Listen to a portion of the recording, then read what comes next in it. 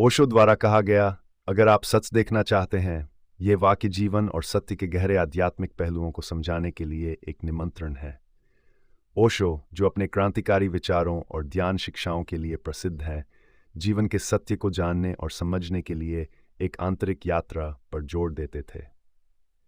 उनके दृष्टिकोण के अनुसार सत्य को केवल बाहरी दुनिया में नहीं बल्कि हमारे भीतर खोजा जा सकता है। आइए इस विचार को विस्तार से समझते हैं। नंबर 1, सत्य क्या है?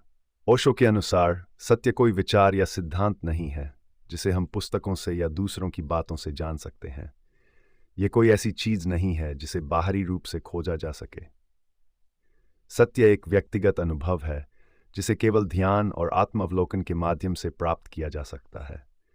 यह वास्तविकता के प्रति आंतरिक जागरूकता का परिणाम होता है।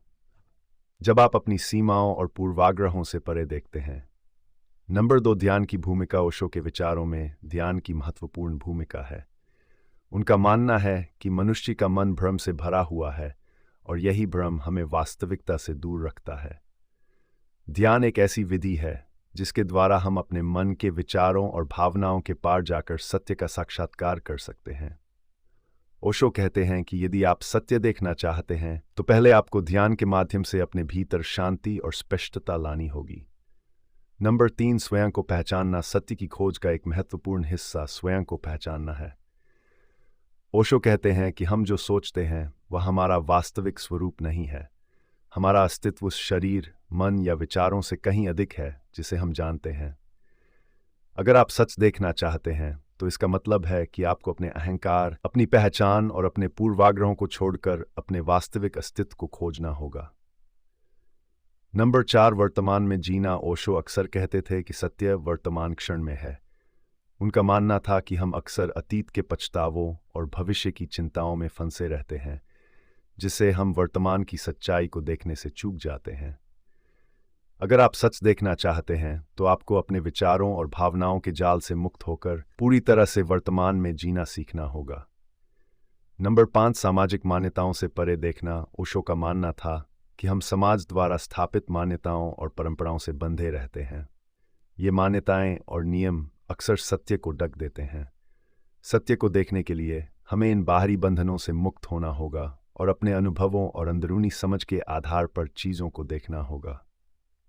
नंबर 6, निर्विचार स्थिति। ओशो के अनुसार जब हमारा मन पूर्ण रूप से शांत और निर्विचार हो जाता है तभी हम सत्य को देख सकते हैं। वे कहते हैं कि हमारा मन विचारों से भरा हुआ है और ये विचार ही सत्य के मार्ग में बाधा बनते हैं। ध्यान की सहायता से हम विचारों से मुक्त होकर शुद्ध चेतना की स्थिति में पहुंच सकते हैं जहां सत्य स्वयं प्रकट होता है। ओशो का यह संदेश कि अगर आप सच देखना चाहते हैं जीवन के गहरे सत्य की ओर एक संकेत है।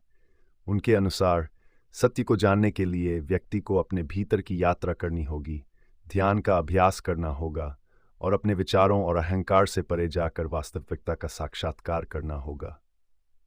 यह एक ऐसी यात्रा है जो बाहरी दुनिया की अपेक्षा आंतरिक दुनिया पर केंद्रित होती है और इसका अंतिम उद्देश्य आत्म जागृति और मुक्ति है। ओशो की ये शिक्षाएं व्यक्ति को एक नई दृष्टि देती हैं जिससे वह सत्य को न केवल बाहरी रूप से बल्कि आंतरिक रूप से भी देख सकता है।